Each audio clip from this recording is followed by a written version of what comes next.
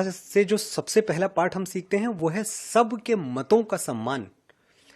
हमने ये कहानी अपने तरीके से सुनाई क्योंकि हमें अपने ही तरीके से सुनानी चाहिए थी।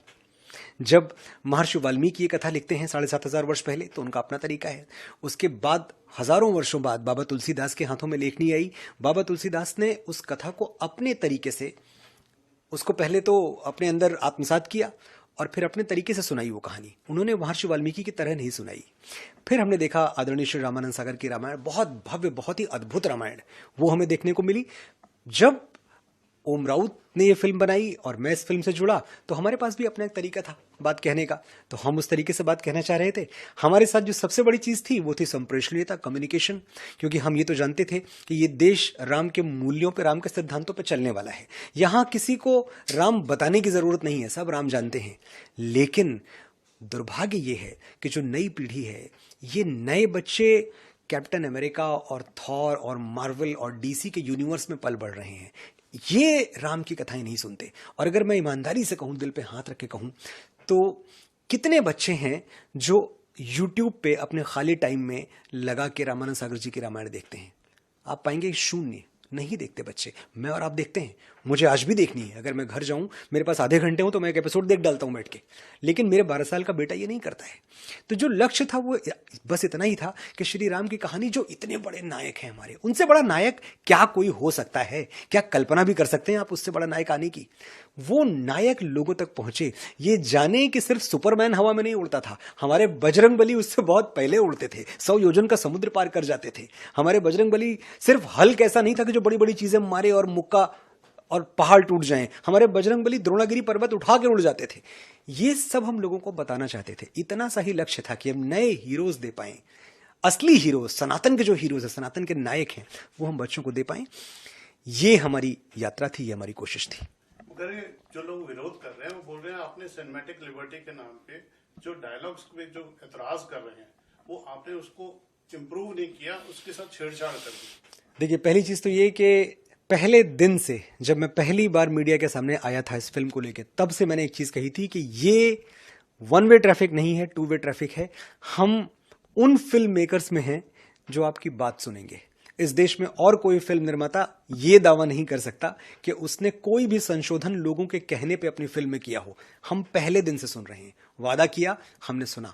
आपने देखा, टीजर आपने देखा था, और टीजर के बाद जब पहला ट्रेलर आया, पहले ट्रेलर पे तो हम सब ने देखा था कि डायलॉग्स पे तो आर्टिकल लिखे गए, बड़े बड़े डायलॉग्स पे तो बड़ी बड़ी न्यूज चली। जब वो भगवान श्री राम बोलते हैं कि हम अपने जन्म से नहीं, कर्म से छोटे या बड़े होते हैं। जब भगवान श्री राम कहते हैं कि आज मेरे लिए मत लड़ना, उस दिन के लिए लड़ना जब हजारों साल बाद तुम्हारी कहानियां सुनाकर माएं बेटों को बड़ा करेंगी, उस दिन के लिए लड़ना जब भारतवर्ष की किसी बेटी पर हाथ डालने से पहले दुराचारी तुम्हारा पौरुष याद करके थर्रा उठेगा, उस दिन के लिए लड़ना जब इतिहास में तुम्हारा नाम पढ़कर सम्मान से सर झुक जाएंगे, मर्यादा के लिए लड़ना। लड़ोगे तो आगे बढ़ो और गाड़ दो अहंकार की छाती में विजय का भगवा ध्वज। ये सब डायलॉग्स इसी फिल्म के हैं, मैं कहीं बाहर से नहीं बोल रहा हूं। जब मां सीता अशोक वाटिका में हैं और रावण उनके ऊपर लगातार दबाव बना रहा है कि तुम इस यातना भरे जीवन से मुक्त होने के लिए सोने की लंका में चलो, मेरी पत्नी बन जाओ, मेरी रानी बन जाओ, और वहां मां सीता कहती हैं उसकी आंखों में आंखें डाल के कि रावण, तेरी लंका में अभी इतना सोना नहीं है कि जानकी का प्रेम खरीद सके। ये सब इसी फिल्म का हिस्सा है, ये सब इसी फिल्म के संवाद हैं।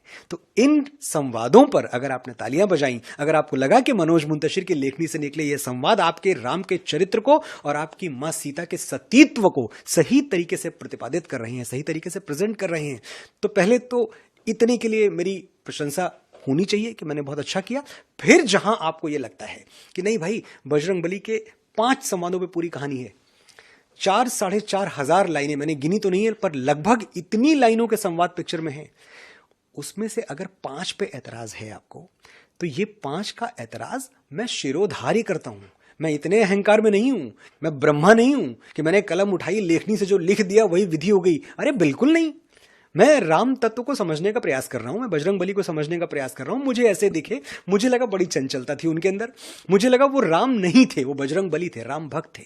तो वो ह्यूमर लेके आते हैं राम कथा में, वो उसको बहुत रोचक बनाते हैं। उनके अंदर पर्वतों जैसा बल है, उनके अंदर हजारों अश्वों का वेग है, बल बुद्धि विद्या के देवता हैं। ऐसा नहीं कि उनकी कोई बुद्धि कम है, लेकिन इसके बावजूद जब वो बातें करते हैं बड़ी सरलता से बात करते हैं, बड़े सहजता से बात करते हैं, बड़ी निश्चलता से बात करते हैं, बालक स्वभाव है उनका।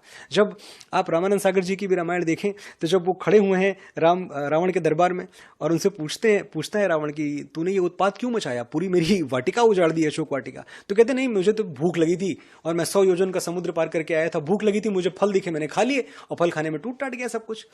ये देख रहे हैं आप, क्या ऐसा भगवान श्री राम बोलेंगे? भगवान श्री राम जो बोलेंगे दार्शनिकता से बोलेंगे।